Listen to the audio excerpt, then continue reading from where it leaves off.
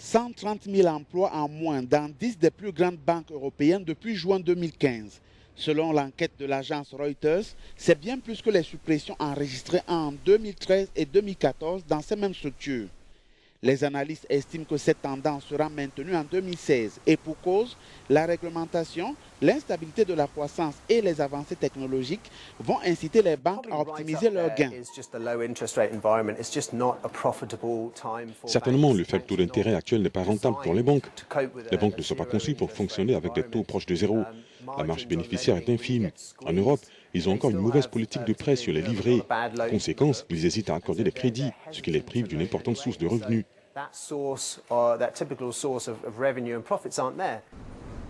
Alors que la Réserve fédérale américaine a relevé les taux d'intérêt, son homologue européen opte pour une politique qui tend à réduire les marges bénéficiaires des banques.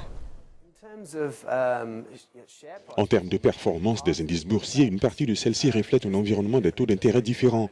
Nous avons manifestement eu la première hausse des taux d'intérêt aux États-Unis, la première des 4 attendues l'an prochain. En 2013 et 2014, 78 000 suppressions d'emplois ont été annoncées dans 18 des plus grandes banques d'Europe, soit 4,1% de leurs effectifs. Beaucoup moins que les 7,3% de réduction survenues dans 6 des plus grandes banques américaines.